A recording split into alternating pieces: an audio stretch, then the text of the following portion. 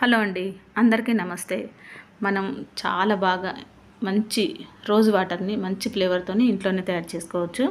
అది నేను రీసెంట్గా యూట్యూబ్లో ఒక వీడియో చూసిన తర్వాత నేను కూడా తయారు చేశాను. ట్రై చేద్దామని ఈ వీడియో మీతో కూడా షేర్ చేసుకుంటున్నాను. చాలా బాగా వచ్చింది రోజ్ వాటరు, అందువల్ల మీతో నేను షేర్ చేసుకుంటున్నాను. గులాబీ రెక్కలన్నీ ఒక పెద్ద బౌల్లో వేసుకొని సపరేట్ చేయండి. కాడలన్నీ తీసేయాలా. తీసేసిన తర్వాత మనం కొంచెం ఇలా రెండు వైపులా సర్దేసి మధ్యలో ఖాళీగా ఉంచేసి ఈ చిన్న బౌల్ని మధ్యలో పెట్టేసేయండి. ఇలా మనం గిన్నెకి హైట్కి మరీ ఎక్కువ కాకుండా చూసుకోండి. బాక్స్ పెట్టినా గిన్నె లోపల వరకే ఉండాలి. బయటికి వస్తే మనకి ఈ రోజ్ వాటర్ అనేది తయారవ్వదండి. ఎందుకంటే ఆవిరంతా మనకి ఆ బౌల్లో పడాలి కాబట్టి కరెక్ట్గా సెట్ చేయండి. ఈ చుట్టూ ఈ రోజు పూల పైన కొంచెం వాటర్ వేయండి. అంటే చిన్న టీ గ్లాస్ అంత వాటర్ వేసుకోండి. ఇప్పుడు గ్యాస్ ఆన్ చేసి ఈ బౌల్ని పెట్టిన తర్వాత కంప్లీట్గా సిమ్లో పెట్టేసేయండి. పెట్టిన తర్వాత మనకి గ్లాసు మూత ఉంటుంది కదండి. మనం మామూలుగా గిన్నెలు ఇంట్లో ఉండే వాటిలో కొన్ని మూతలు ఇలాంటివి వచ్చిన వాటిని తీసుకోండి. తీసుకుని ఇలా మూత సెట్ చేయండి. గాలి కంప్లీట్గా బయటికి పోవద్దు. ఇప్పుడు నేను ఇక్కడ కొంచెం గోధుమ పిండిని ఆవిరి బయటికి వెళ్ళకుండా అతికిస్తున్నాను. ఇప్పుడు మనకి ఆవిరి ఎటు బయటికి వెళ్ళదు. ఇప్పుడు దీంట్లో ఐస్ ముక్కలు పైన వేసేయండి.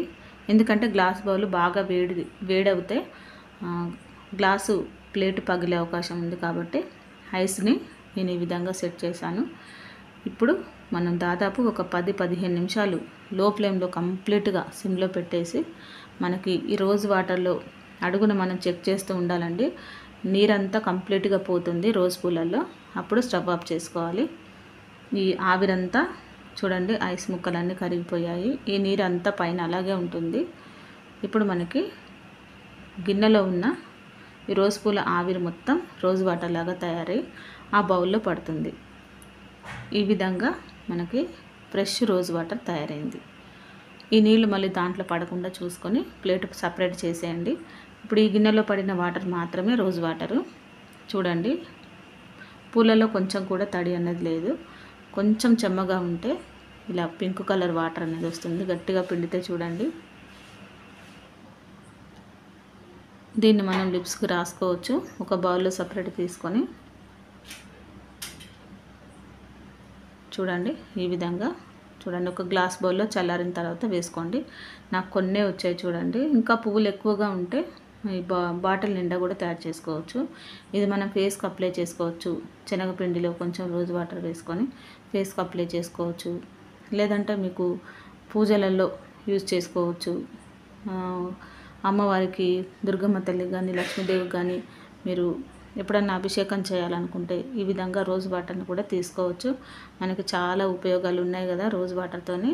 ఫేస్కి బాగా ఉపయోగపడుతుంది. స్కిన్ గ్లోనెస్కి మనకు బయట కెమికల్తో తయారు చేస్తారు కాబట్టి అలా కాకుండా సెంటు గులాబీ మార్కెట్లో తెచ్చుకొని ఈ విధంగా మనం ఈ రోజ్ వాటర్ని తయారు చేసుకోవచ్చు. వీడియోలో చూశాను, నేను కూడా ట్రై చేశాను. చాలా బాగా వచ్చింది. స్మెల్ కూడా రోజ్ వాటర్ స్మెల్ చక్కగా వస్తుంది. ఇప్పుడు మనం ఈ పూలను పిండిన తర్వాత కొంచెం ఆవిరి ఉంది కాబట్టి ఇలాంటి పింక్ కలర్ వాటర్ వచ్చింది కాబట్టి దీన్ని మీరు చేతులకు అప్లై చేయొచ్చు, ఫేస్కి అప్లై చేసుకోవచ్చు, లిప్స్కి పెట్టుకోవచ్చు. కానీ ఎక్కువ డేస్ ఉండదండి ఇది. ఈ వీడియో నచ్చినట్లయితే లైక్ చేయండి, షేర్